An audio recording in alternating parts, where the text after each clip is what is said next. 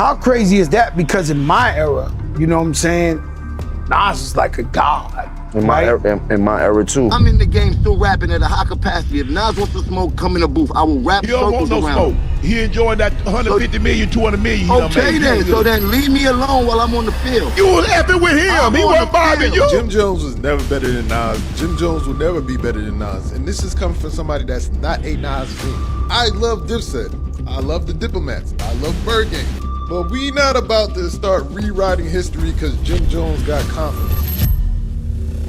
Let's rewind to the moment everything exploded. Jim Jones hops on Shannon Sharpe's nightcap, smug as ever, and drops one of the most reckless takes in recent hip-hop history. I'm more influential than Nas. Not just relevant, not just cooler, more important to the culture. That single sentence, it flipped the entire game upside down. I'm way more influential than Nas, and I don't care what nobody say. I know I made a little boo-boo. But here's where it gets wild. 50 Cent didn't fire back with a post. No shade, no diss track. He went full stealth mode. Dropped an old federal transcript on Instagram, no caption, just silence, and let the streets connect the dots. Suddenly, fans weren't just talking about rap anymore. They were digging up wiretaps, old clips resurfaced. And Jim? He was in the gym, flexing hard, barking about diss tracks like he was prepping for war. Or at least Rikers Island. This isn't just about Nas. It's not even just ego. This feels like 50 sending a message to the whole industry. Y'all still remember who's really untouchable, right? Because some people dodged indictments that others didn't. And now, Jim might have just opened that door again. Sure, he started this beef to prove a point. But now, he might have triggered something way bigger than music. There's a reason every time Jim brings up Nas, it hits different. Their tension didn't start yesterday. This wasn't some random generational jab. Go back to 2002. Nas goes off on Hot 97, out of nowhere calling Cam'ron's album whack. No real reason, no warning. That was all Dipset needed. Warp speed to war mode. And guess who led the charge? Jim Jones. No hesitation. Back then, he didn't just throw words. He threatened to smack the Kofi off Nas, and kept that same fiery energy in tracks like We Fly High and It's More Than Music. But here's the twist. Jim always respected Nas. Just 1 year ago, he was saying how Nas inspired him growing up, how he never got to sit down with him, never got to have that conversation. So what changed? I never got to see Nas. I never got to sit down and have a conversation with Nas and things like that. I had called you about it and things like that. That was like still one of the people that I never got to have a conversation throughout my history of rap and things like that. I think I would love to have a conversation with Nas. I wouldn't know if he knows it, but Nas was one of my all-time favorite rappers coming up and things like that. I've heard you say that. Since the barbecue and things like that. Like he really put the whole dope boy rap, crack hustler, get fresh rap into perspective before anybody else. But it wasn't always like this. Just 1 year ago, Jim Jones was singing Nas praises like a true fan. Said he idolized him growing up, called Illmatic one of the greatest albums ever made. I admired Nas, but remember Nas' first record, The Barbecue, came out when I was in 11th grade. Yes. So Nas was my idol when I was young. Like you even credited Nas with shaping his whole vibe, from the wordplay to the fashion. But admiration, it doesn't always last, because out of nowhere, it turned to shade, big time. Jim hops on Fat Joe and Jadakiss's podcast, already a loaded room. But Fat Joe, he didn't come to play. He dropped a clip. A young fan comparing Jim to Nas, said kids were modeling their whole look after him. Belts, swag, everything. I recently saw a clip on Instagram where a young kid was comparing you to Nas and saying that you got that's my young boy big hits. He's wild. Yo, he looked to you. He learned how to wear the BB Simon belt from you. He got his swag. Like, how crazy is that? Because in my era, you know what I'm saying, Nas is like a god. In my era too. Then you'd think Jim would have just smiled, nodded, said thanks. Nope. He saw an opening. I'm more influential than Nas, he said. Period. Boom. Mic drop moment. Except Fat Joe didn't flinch. Just let the comment hang in the air like smoke. I came into light and started going crazy that these kids love me. They don't really know who Nas is. If he's 22, he's born in 03. Not all of them, some of them know. You know what I mean? A lot of them don't. Then came the real twist. Jim doubled down. Said Nas might have been his idol back in high school, but now he had a whole new generation following him like he once followed Nas. It wasn't just a flex, it was a challenge. And the internet, they smelled blood in the water. I admired Nas, but remember Nas' first record, The Barbecue, came out when I was in 11th grade. Yes. So Nas was my idol when I was young. Like you did, came to dressing, the wordplay, the music, everything. I was a superior Nas fan, period. I'd never take that away from him, but then as I got in the game, you gotta realize that your rivals would be idols, and not to take anything away from that, I developed my own style and my own lane that these kids start to gravitate towards the same way I gravitated towards Nas when I was younger and things like that. It's a whole different generation. Just when fans thought Jim Jones was flexing his legacy like a proud dad showing off old photos, he dropped one of the most reckless hip-hop claims in recent memory. No warning, no setup, just straight up, I'm more influential than Nas. Not just relevant, not just bigger, more important to the culture. The kind of line that makes you pause the podcast, rewind, check if he's serious. Because we're talking about Nas, the man behind Illmatic, God's son, King's Disease. A living legend who still sells out Madison Square Garden in his 50s. But Jim didn't flinch, didn't stutter. He doubled down. I don't care what nobody say, he said. I know I made it. And boom, the internet exploded. Fans started digging, old clips resurfaced, wiretaps reappeared, and suddenly, this wasn't just a rap beef, it felt like a warning shot. No, me, Jim Jones. No diplomats, no nobody else. Me, Jim Jones. Check my track record, then check everybody else's track record. Then go to the billboards and check all my entries, then check all them entries and and I'm not taking nothing away from nobody, but I hear the comparisons and then be trying to act funny when it comes. No, I've been spanking a lot of this shit about the industry. I've been putting on. That interview? Oh, it didn't just stir the pot, it flipped it over and lit it on fire. Before the dust even settled from Fat Joe's podcast, Jim was back. This time on Shannon Sharpe's nightcap, ready to double down. Like, did he not see the smoke rising? He slides into Shannon's studio with Chad Usinko Johnson like he's about to drop some deep wisdom. Spoiler, he drops something else, gasoline on a flame. Shannon didn't let him off easy. Right off the bat, he leaned in and asked, Can I ask you a question, Jim? Mm-hmm. You smoke, right? Yeah. Were you smoking when you said you better than Nas? I might have been a little bit. Then came the line that made fans literally pause the episode. I'm way more influential than Nas, and I don't care what nobody say. I know I made a little boo-boo when you talk about the sales and all this type of shit. I don't feel like getting into that rhetoric about where I started and where he started. Well, you said that bullshit. But listen, Nas was nice when I was in high school. When I was in 10th grade, Nas came out. Nas was dope. We appreciated him. He had a little bit run. Boom. Mic drop. Except this mic, it exploded. Because remember, Nas isn't just another rapper. He's Illmatic, God's son, King's Disease. A legend still selling out Madison Square Garden at 50 plus. But Jim wasn't done flexing. Next, he started dragging Nas' legacy, claiming kids today don't even know who he is.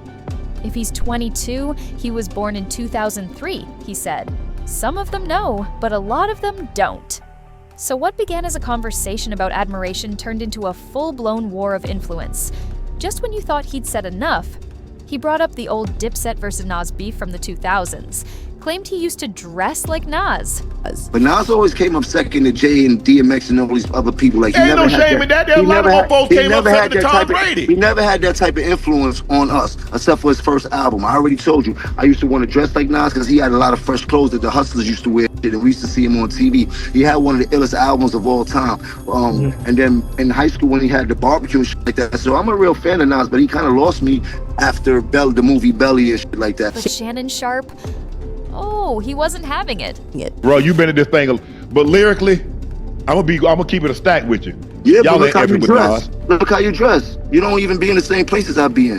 And the But things I- that we listen to. I can be in the church house. You can't F with Nas lyrics. I I don't know who told you that. Now look, I know you on that good stuff, but you're not seeing Nas. By this point, Ocho Cinco, aka Chad Ochocinco, was just sitting there, watching Shannon Sharpe and Jim Jones go at it like it was a live UFC match. No side taken, no tea spilled, just pure unfiltered shock. He's got front row seats to the chaos. Shannon roasting Jim's look. You got a bunch of 40 and 50-year-olds in their panties because I said I'm better than It don't Nas. matter. Look at you. Look at you. Nobody from Dipset gonna take you over Nas. Nobody from the Diplomats but you. I got Hold on, Jim. Hold on. That shirt too tight. Hold on. That Jim. shirt too tight. You want to go back to I really mean it? I really mean it started. We could go back to the history, bro. But you didn't even do say that. bro. Jim flexing his legacy like he's holding a Grammy in each hand. The Jim challenge, the ego explosion, all of it happening right in front of him. And what's Chad doing? Nothing. Just sitting, smirking, maybe even recording mental notes. Because remember, this is Shannon Sharpe's nightcap, a place where legends get made or destroyed. And Jim, he was walking straight into the fire. I'm still playing at a high level, Jim claimed. Check my stats, bro. I'm still playing at a high level. Hey, You better check my record, you jumping up and I'm still down. playing at a high level. I'm rapping at a high level. You better check my stats, bro. I will run circles around Nas rapping right. I will run circles around Nas rapping right now. Right now, I will run Saturn around Nas right now rapping. Here's where it got ugly. Jim starts getting salty real fast. He accuses Shannon of only bringing him on the show for clout. And boom, Unk explodes. This is the biggest podcast you ever been on. Every podcast you been on bigger than this one. Hold on. We off topic. Hold on. This is what I do. You see Name a podcast you been on bigger than this one. When you get big, you get invited to Club Shay Shay. This is what I do. Nas get invited to Club Shay Shay. But here's where it got real. Shannon didn't just call out Jim's ego. He flipped the script hard because when Jim said he was better than Nas, Shannon didn't fight with words. He fought with looks, with energy, with pure, unfiltered disrespect. Bro, you ain't even in the same shape as Nas, he said. You really want smoke? Let's meet in the gym. You gotta start buying baggy your clothes, big fella. You too big, man. You talk about you in the gym. Now you want to get me? You want me to see me in the gym? Oh, we can do Since that. You like to talk that ish. Now come see me in the gym. We talking about working out. We talking about working out or strength? What you talking about? Working out or strength? Work however you want to do it. We talking about since you got money. And we talking about put your money where your mouth is. So you talking about working out? Run them stacks. You talking about working out? I burn you. You talking about working out or strength? Because you probably can lift a lot more than me. Whatever. You're bigger than me. You're probably stronger than me. Whatever. But if you talk about working out, I burn you. This ain't what you do. This ain't what you want. You're doing good when you talk about Nas and Jada. You don't want to see this. Instead of clapping back at 50 Cent directly, Jim Jones tried to switch things up. He turned it into a gym challenge, calling out Shannon Sharpe to a workout battle, like he was trying to prove he's still strong and relevant, just in a different lane. But while Jim was busy showing off his muscles, 50 was already making moves behind the scenes. And that Individual One label still hanging over Jim's head like a dark cloud. Meanwhile, the internet was going wild. Fans in the comments were loving the fact that a retired NFL legend was standing up for Nas. One person even said, Shannon did what Fat Joe and Jadakiss should have done. Jones, you're delusional. Thank you, Shannon, for saying what needed to be said. And honestly, they had a point. Why were they so quiet during that whole interview? All the while, 50 Cent was in the background, watching it all unfold like a true mastermind. He wasn't laughing, he was calculating. But just when people thought things couldn't get any messier, it did. Because that's when fans dug up an old clip that made it all even pettier. When it got, honestly, I can't, if it was like Jim Jones, imagine putting a pen to paper to write about him. He was so nice about him. How did you do that? What's the first sentence? What the fuck do you write about him? I'm not anxious to hear the Jim Jones diss record. I'm like, yo. The used to have so nervous was like B.I.G., Pop, right? Even Cannabis, like Eminem, he'd have you like, if we go at it, dog, we gotta go hard. You know what I'm saying? But these Jim Jones, I respect you getting your money. You're like, exactly, right? That right there, ultimate disrespect. Jim Jones didn't just get ignored by Nas back in the day, he got laughed off the stage. And now, in 2025, that same energy is back, loud and clear. But the drama didn't stop there. While Nas kept quiet and Shannon was bulking up in the gym, someone else was watching the whole thing unfold. From the shadows. The second 50 Cent heard Jim claim he was better than Nas, he didn't even flinch. He just laughed, opened up his endless archive of receipts, and brought back one of the wildest, most controversial rumors in hip-hop history. He dropped one word, Individual One. And just like that, the internet exploded. If you know, you know. Individual One isn't just a shady nickname, it's a federal label that came straight out of Tekashi 6699's wiretapped calls during the 9 Trey Bloods trial back in 2018. Prosecutors played a phone call in court where someone, allegedly Jim Jones, was telling gang members to violate Tekashi for snitching. Jim was never officially named, his voice wasn't confirmed, and he was never charged. But the streets, the blogs, and especially 50 Cent, they never forgot. Now, with Jim talking big on podcasts and trying to bait Nas into a battle, 50 saw his moment, and he took it. He went deep into his Instagram archives and reposted a meme he once deleted. It read, "So that's why they ain't pull him in? Say it ain't so, Jimmy." Flashback to 2019. The Shade Room posted an update from court, and a verified reporter claimed Tekashi did name Jim Jones as part of 9 Trey. And of course, 50 couldn't help himself. That's when the infamous video dropped. 50 Cent looking shook. I'm hiding out in Texas. Please, whatever you do, don't tell them I'm in San Antonio. Don't tell them I'm staying at the Four Seasons. Don't tell them, please, don't tell them, man, because there's just so much pressure on me right now. I don't know what to do. I'm 50 Cent didn't even try to hide it. He literally wrote, "I'm afraid for my life. I mean, Jimmy is gang." The internet was cracking up, but behind the scenes, Jimmy was definitely feeling the heat. But here's where it really starts to twist. This wasn't even about Nas originally. 50's had beef with Jim Jones for years. And Jim trying to come at Nas, that just gave 50 the perfect excuse to go full petty mode all over again. Flashback to 2007, 50 brought Jim Jones and Jules Santana on stage during a G-Unit concert, right in the middle of Dipset falling apart. Cameron saw that as pure disrespect. The group was already shaky behind the scenes, and 50 used that moment to stir the pot even more. Then came 2019. During Tekashi 6699's federal trial, Jim was labeled Individual One in a wiretapped call played in court. He was never charged, but the internet ran wild with rumors. And 50 Cent? He never let it go. Jim saw everything 50 posted. At first, he stayed quiet. He dropped an old-school Bird Gang photo from his Dipset days with a caption that said, "Why you keep lying? LOL.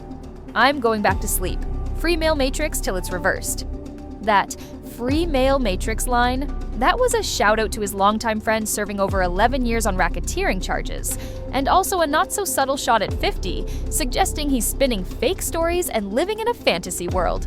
But Jim wasn't done. He hit back with another Jim Flex video and called out Shannon Sharpe directly. "Somebody tell Shannon Sharpe don't start ducking now. You gonna talk like a podcaster or walk what you talk? My sneakers tied. You already challenged me in front of the world. Might as well finish the job, champ." Then he added, "He don't want to do it in public? Cool, let's do it in private. His reputation's on the line. Long as you're the witness, I'm good. We don't duck challenges. Size don't matter where I'm from. Run it." While 50 was trolling from the sidelines, Jim was getting ready for war. And just to add more fuel, Jim posted this. "If you 40 and up arguing with me about Nas, you already lost." He told fans they fell for the bait, that his streams go up every time they go viral. According to him, it's all part of a marketing play. Then came the mic drop moment. "I said what I said. P.S. I'll wrap circles around any artist from my era. Whoever dares to step in the booth, bring your money because this game ain't free. We outside, we workin' every single day." But here's the wildest part. Through all of this, Nas never said a word. Jim kept pushing, kept flexing, kept calling himself more influential. And fans, they're starting to call him out.